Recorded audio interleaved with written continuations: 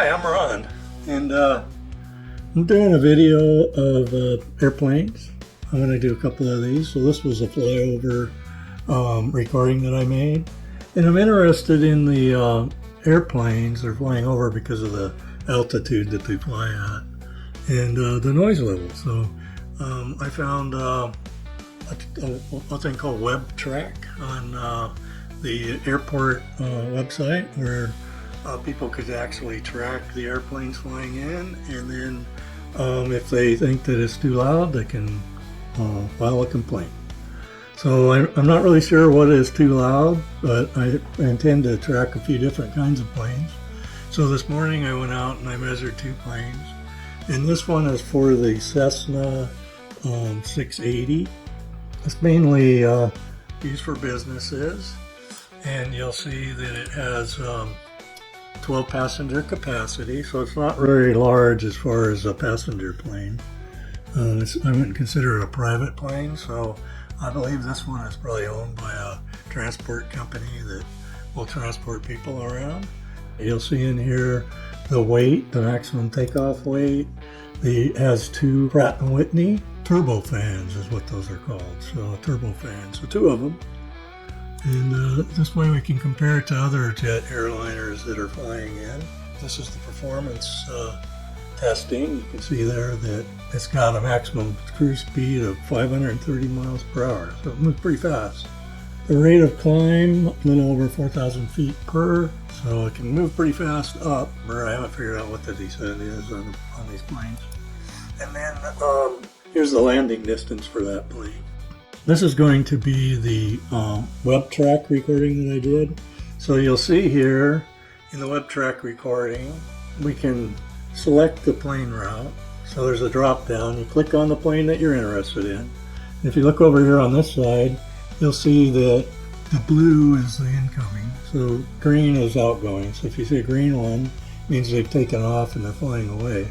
But this one is the blue one. So this is a plane that's flying in from San Francisco. So it's coming in along the coastline and then it gets across. And what they do is when there's a lot of traffic at the airport, they push the planes way out to Valley Center. You know, this is about a 20-mile trip outside of the airport. But these go way a wide approach, and there's several different tracks that they can take. There's a map that will show the different tracks, and pretty much all of them are above our, crossing above us. There are some like these, but those tend to be the smaller planes, like the Cessnas.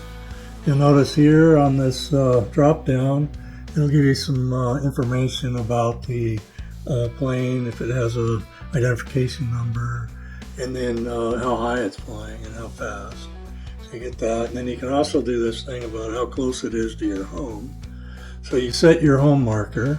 So what I did was I was standing at the top of Palomar Estates West, in front of space 33, or near space 33, where I think the sensor is located.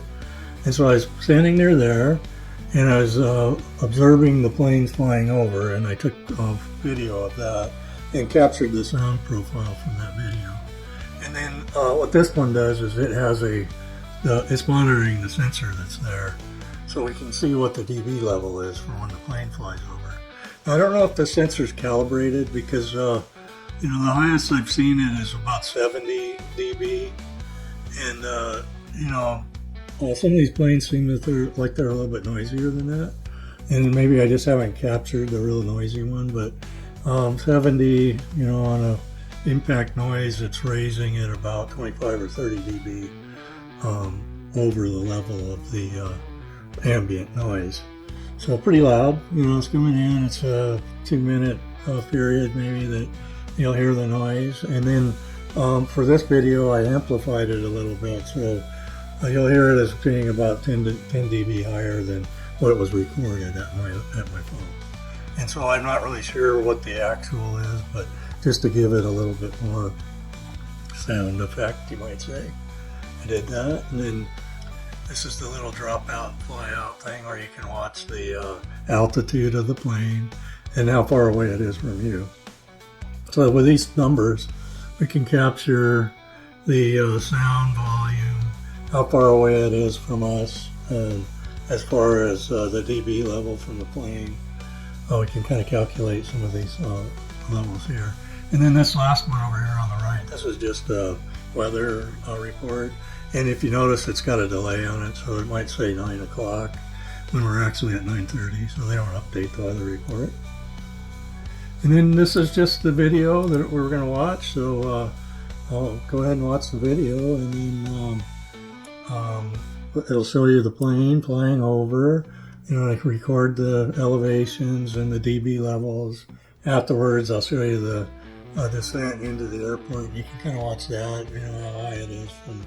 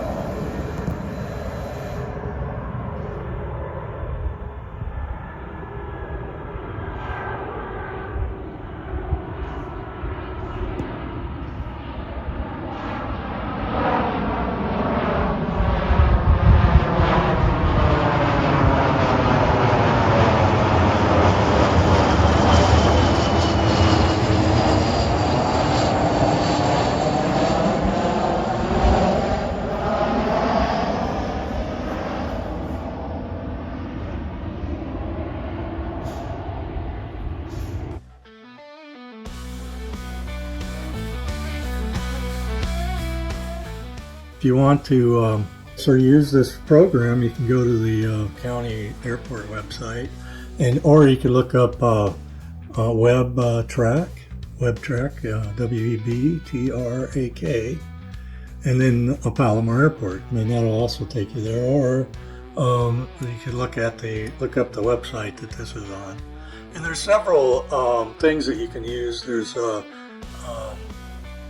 FlightRadar is one, and then there's the FlightRadar24. So I kind of like FlightRadar24 to spot when planes are coming. Whereas the WebTrak has a delay on it of 30 minutes, so you can't really watch it in real time. But you can take your FlightRadar app on your phone. You can use it on an iPhone or a Android, you know, anything that you could download an app on. FlightRadar24. And then what you can do from there is you could follow the plane, and then you can take a screenshot of it when it crosses over us. And then later on, go back and look that up. You might have the number of the plane, the identification number. If so, then when you go back to the flight radar, you could just into the WebTrak, you could enter that number in, and it'll give you that plane. Or if you're watching around that time, you'll see the planes flying around. Just select one that you think is coming in, and then once you have it, you could do all this stuff. And if you want to do a screen recording, you need OBS for that. So it's a free program you can download on the internet onto your desktop. And if you wanted to do these screen recordings, you could do it real simple. OBS. So just search for that, download it. It doesn't cost anything to operate. Another good one that works that I use is Audacity. So for the audio, whenever I'm doing an outdoor audio and I'm using my phone, I'll take that audio into Audacity and I'll amplify it and make adjustments to it, or maybe use a compressor on it to level it all out. But as far as for the plane one, all I did was just amplify it. So I didn't change the profile of the sound at all. So it should match pretty close to what we're seeing visually in the dB level of that meter. So one of the things we might want to do later on is verify the calibration of the meter, maybe test it with a handheld certified meter that will give us the accurate measurement. You know, I'm not sure if I'm going to go that far right now. I'm just playing around to see what it looks like. So I'm not trying to accuse anybody of anything. I'm just concerned about the altitude of the planes flying over my neighborhood. So 2 points is, first is the noise, that's what everybody notices. But the second one is the pollution that we're getting. It's increased quite a bit. So I was looking at the statistics for the airport, and it says that the traffic here has increased 17% over the past 2 years. So there is certainly more traffic. And so with the traffic comes more pollutants. And with a low flying altitude, there's nowhere for that pollution to go. So when they fly over us at 1,000 feet, then it's pretty much just going to land here and stay in our neighborhood. So not very pleasant. You talk to anybody that lives here, they're going to tell you there's soot buildup on their cars, on their fences, on their gates, just about anything outdoors. Anything you touch is going to have that soot on it. It's nasty. That's all I can say. It's not a pleasant sight. My wife washed the golf cart a couple days ago, and she brought me out there and said, "Hey, I just washed this a week ago. Now I'm washing it again, and it's got black soot on it." So I took a paper towel and I rubbed it over the black soot and took a look at it, and sure enough, it covered my whole hand, with soot. So it is a problem. And also keep in mind that FAA is spending a lot of money on research of noise and pollution for people that live in neighborhoods that are impacted by the airplane traffic. So I'd certainly say that anyone that lives within probably 1,000 feet of that flight path is going to be affected by the traffic, including the soot. I think that they could solve it pretty easily just by raising the altitude of the planes. And as far as the altitude goes, it's 3.2 degrees, so the standard is 3. They raised it 0.2 for some reason, probably to clear the elevation of our property, because we're at the highest point along the landing zone. I mean, we're the closest to the airplanes. They actually exit our park at about 900 feet. Cindy's space is at the lowest point on the park, but she also gets the planes at the lowest altitude. So by the time they reach her, they're 900 feet. So you can think of that. And that's pretty much any plane that's flying this instrument landing system. So they come in over in I-5 area and pick up the instrument landing descent. So it's probably automatic pilot kind of thing. You just press a button and say, land the plane. And here it comes. So they're coming in pretty fast. If you were at a steeper rate of descent into the airport, once you reach the 200-foot level, you can't abort your flight after that. So you need to have enough time to assess the approach to make sure that you're approaching it correctly, that you're on the right path, you're going to land in the right runway. So one of the concerns from the FAA was when it's sunny at certain times of the year, they can't see the runway when they're flying in, and that not to mistake taxiway for the runway.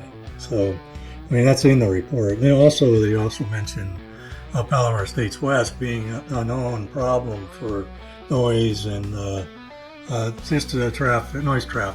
That's the main concern for those reports. But there's extensive impact studies done. In '92, they'd made a recommendation to raise the altitude of the planes. The FAA decided that wasn't appropriate, it wouldn't help, and reduce the noise. So pretty much every report that's been written after that has discredited that comment, and it totally ignores the impact of the plane flights here on this area. So I don't know if we're affected more than somewhere else, but certainly it was written up within the scope of one of the studies, and so it had been a concern at one time. And with new information about health consequences and from the noise, it causes cardiovascular diseases. You can get sleep apnea from it. It can affect Alzheimer's, early onset Alzheimer's. Also the pollutants.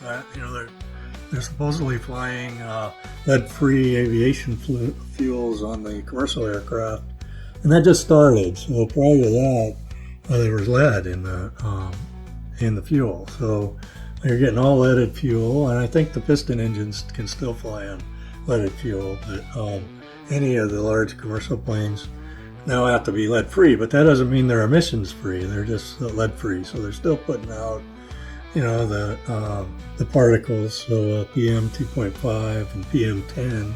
So so it's something to keep in mind and consider it. But anyways, so that's this video. I'll do another one on the other plane that I watched, which was another Cessna. It was a Cessna 510, which was quite a bit smaller, private jet, but this one was the larger of the two. So anyways, let me know if you got any comments, leave a comment for me. And then also, we're not getting a lot of subscribers on this channel, which is kind of odd. So if you're interested in this kind of stuff that's going around in our neighborhood, I'm trying to focus on what impacts the community. This is Mobile Home Park community, and there's 3 of them here. They're all managed by Millennium Housing. It's been a very nice place to live. I really like it here. So I have nothing but good things to say about the park and the area and the community. It's very nice. And I really wouldn't even be complaining about the planes because the noise doesn't really affect me that much. I'm far enough away. I'm inside most of the time. It just doesn't bother me. But someone that lives directly underneath the flight path may can think about it differently. And then too, you get used to the noise and you just kind of forget about it. So even though it's impacting you, it's just there every day. Anyway, that's it for this plane. So this is going to be Ryan signing off.